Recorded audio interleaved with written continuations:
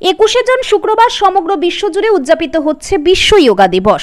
Joygram social welfare সোসাইটির উদ্যোগে বিশ্ব যোগা দিবস উপলক্ষে অনুষ্ঠিত হলো একটি অভিনব বিশেষভাবে সক্ষম ব্যক্তিদের জন্য বিশেষ অনুষ্ঠান, যার নাম সমাধান। রাজারহাট নিউটাউনের সত্যজিৎ রায় ভবনে অনুষ্ঠিত হলো এই বিশেষ অনুষ্ঠান। রাজারহাট ব্লকের সমস্ত পঞ্চায়েত এবং পৌরসভার অধীন যত প্রতিবন্ধী আছেন প্রত্যেককে এই অনুষ্ঠানে আমন্ত্রণ করা হয় এবং তাদের ডকুমেন্টস নিয়ে আসার জন্য বলা হয় এবং তা জমাও নেওয়া হয়।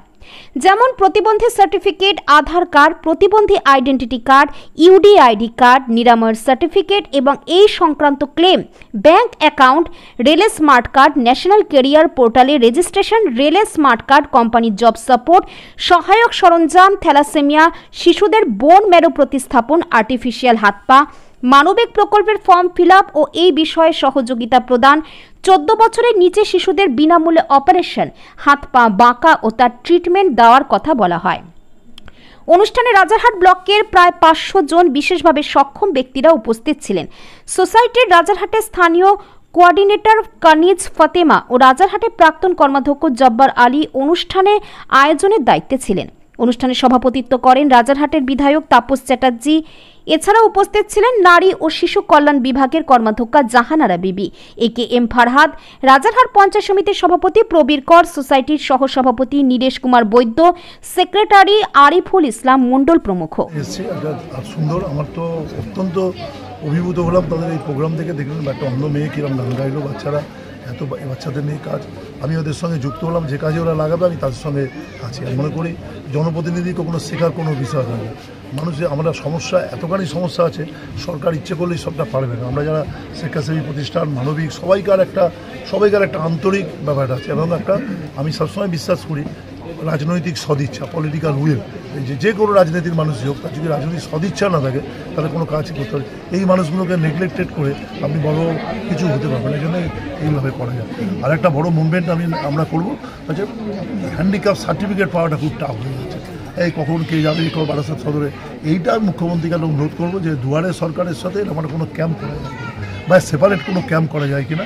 যেটা না, আমরা সমাজে অনেক রকম অনুষ্ঠান দেখি, অনেক রকম কি বলবো মানুষের সেবামূলক কাজ দেখি, কিন্তু আজকের জয়গ্রাম ওয়েলফেয়ার সোসাইটির পক্ষ থেকে যে ধরনের একটা সামাজিক কাজ হয়েছে, আমার তো মনে হয় সমস্ত প্রোগ্রাম বা সমাজসেবামূলক কাজের ঊর্ধ্বে কিন্তু আজকের এই প্রোগ্রাম। তার কারণ আমরা যারা স্বাভাবিকভাবে সচ্ছল তাদের হয়ে আমরা অনেক রকম প্রোগ্রাম করে থাকি, কিন্তু যারা নিজেরা স্বাভাবিকভাবে সচ্ছল নয়, নিজেরা চলাফেরা করতে পারে না, এই ধরনের প্রতিবন্ধী যারা, তাদেরকে নিয়ে যে প্রোগ্রাম, এটা শুধু আমাদের রাজারহাটের বুকে নয়, আমার তো মনে হয় এই ধরনের প্রোগ্রাম যে সোসাইটির পক্ষ থেকে এই ধরনের প্রোগ্রাম করুক না কেন, এটা হচ্ছে সমস্ত প্রোগ্রামের ঊর্ধ্বে বলে আমরা মনে করি।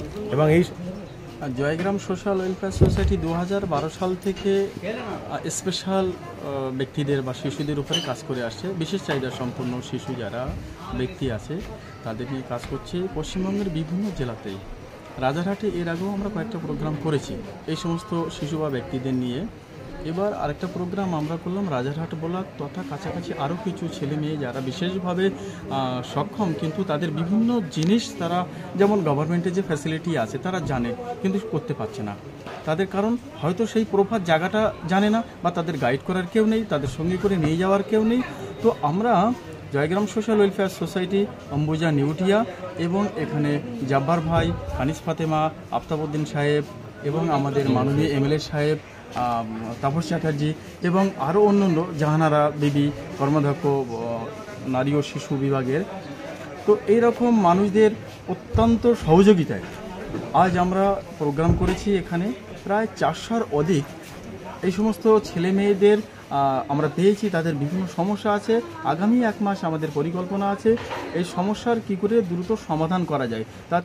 আমি খুবই আপ্লুত, খুবই গর্বিত যে প্রথম কথা হচ্ছে যে আমি এই জয়গ্রাম ওয়েলফেয়ার সোসাইটির পক্ষ থেকে কাজ করছি, এটার জন্য আমি খুবই গর্ববোধ করি।